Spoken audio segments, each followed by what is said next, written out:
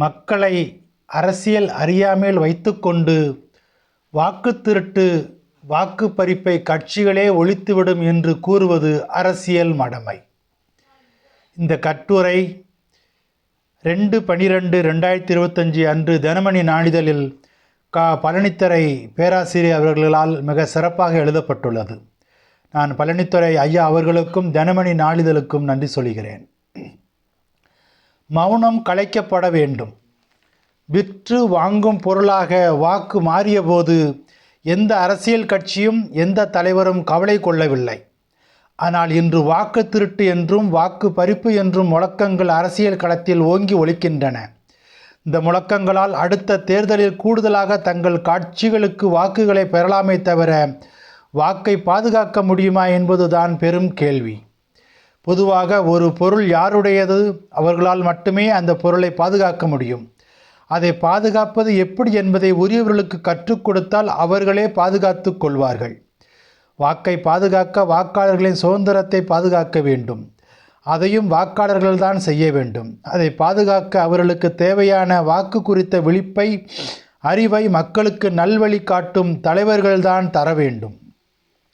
அந்த விழிப்புணர்வை இதுவரை வாக்காளர்களுக்கு அளித்தோமா என்பதுதான் கேள்வி.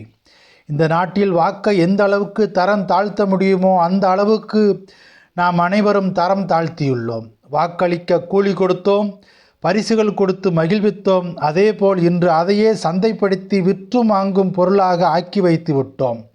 வாக்கை சீரழித்தது மக்கள் அல்ல, மாறாக அரசியல் கட்சிகள்தான். தேர்தல் ஆணையத்தின் புனிதத்தை கெடுப்பதும் கட்சிகள் தானே தவிர வாக்காளர்கள் அல்ல. தேர்தல் ஆணையராக இருந்தவர்களுக்கு ஆட்சியிலும் கட்சியிலும் பதவிகள் அளித்து அந்த பதவிக்கு வருகிறவர்களை தங்கள் எதிர்காலம் பற்றி சிந்திக்க தூண்டியதும் ஆட்சியில் இருந்த கட்சிகள் தானே.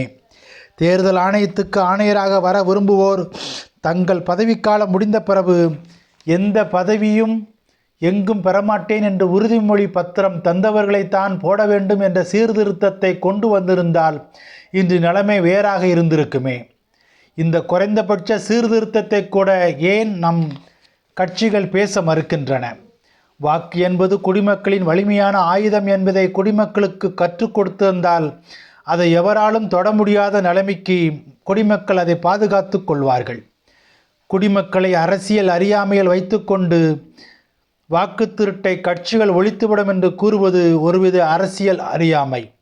இந்த கூற்று திருடியவர்களே அதோ திருடன் என்று கூவி திருட்டை கொடுத்தவனை திசை திருப்புவதல் போல்தான் உள்ளது.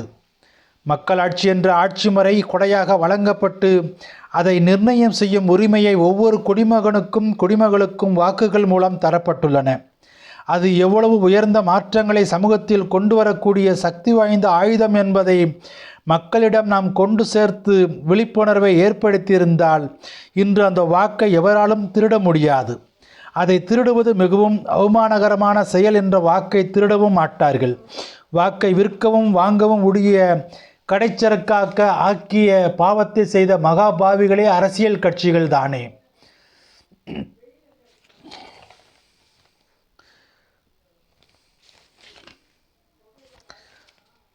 நான் கூறுவது ஒன்றே ஒன்றுதான். நல்லவர்கள் இணைய வேண்டும், மக்களிடம் செல்ல வேண்டும்.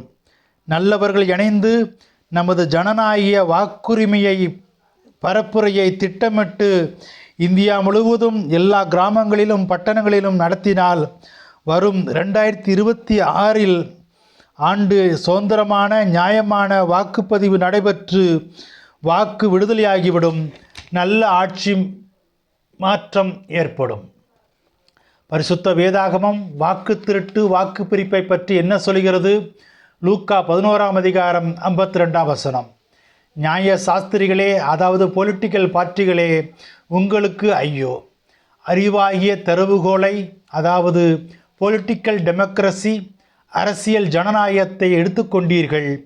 நீங்களும் உட்பிரவேசிக்கிறதில்லை, உட்பிரவேசிக்கிறவர்களாகிய மக்களையும் தடை பண்ணுகிறீர்கள் என்றார்.